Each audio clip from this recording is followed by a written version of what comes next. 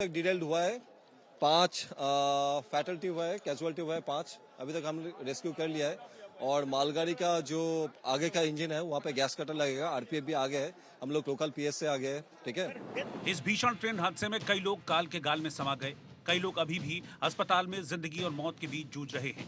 लेकिन सवाल है कि आखिर किसकी लापरवाही से ये हादसा हुआ, कौन इस हादसे का जिम्मेदार है। इन सवालों पर रेलवे बोर्ड ने बड़ा दावा किया। शुरुआती जांच के बाद रेलवे बोर्ड की ओर से कहा गया, मानवीय चूक की वजह से हादसा हुआ। मालगाड़ी ट्रेन के ड्राइवर ने सिग्नल की अनदेखी की। मालगाड़ी ड्राइवर को रुकने का सिग्नल दिया गया था, लेकिन उन्होंने गाड़ी को आगे बढ़ा दिया, जिससे बड़ा हादसा हो गया। मतलब इसका ये है कि उनको गाड़ी रोकनी चाहिए थी, उनको आगे गाड़ी बिना रोके नहीं चलानी चाहिए थी, पर ऐसा लगता है कि गाड़ी उन्होंने नहीं रोकी और वो सिग्नल के बावजूद, सिग्नल था रुकने के लिए, उसके बावजूद गाड़ी आगे चली गई, पीछे वाली गाड़ी को रुकनी। एक और ट्रेन हादसे ने रेलवे की सुरक्षा पर सवाल खड़े कर दिए। सवाल खड़े हुए कि क्या हादसे को रोकने के कोई इंतजाम नहीं है? आखिर हर ट्रेन में सुरक्षा कवच क्यों नहीं है? इन सवालों के बीच सियासत गर्मा उठी। विपक्षी दलों ने रेल मंत्री से इस्तीफे की मांग कर डाली।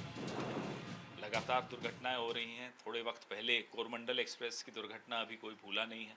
और जो नज़ारे दिख रहे हैं 2 ट्रेनों की भिड़ंत के, इसको देख के लगता नहीं कि कोई सबक सीखा है। मंत्री ने, विभाग ने, मंत्रालय ने, सरकार ने, किसी ने भी कोई जवाबदेही इस सरकार में दिखती ही नहीं है।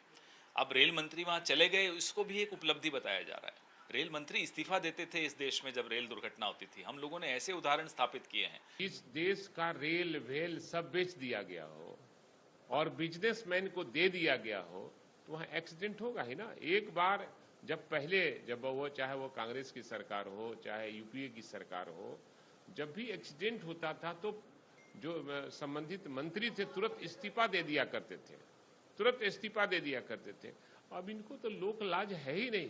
इतना बड़ा हादसा हुआ, कई बार हुआ ट्रेन का, और कोई मंत्री इस्तीफा नहीं देता है, अपने को नहीं कहता है कि हमारी गलती इसके कारण ऐसी हुई है। रेल हादसे पर एक और सियासत तो दूसरी ओर जांच चल रही है। रेल मंत्री खुद मौके पर हैं। सरकार ने पीड़ितों को मुआवजे का मरहम भी लगाया है। रेल मंत्री अश्विनी वैष्णव ने घटना में जान गंवाने वालों को 10 लाख रुपए, गंभीर घायलों को 2.5 लाख रुपए और मामूली घायलों को 50,000 रुपए की सहायता राशि देने का ऐलान किया है।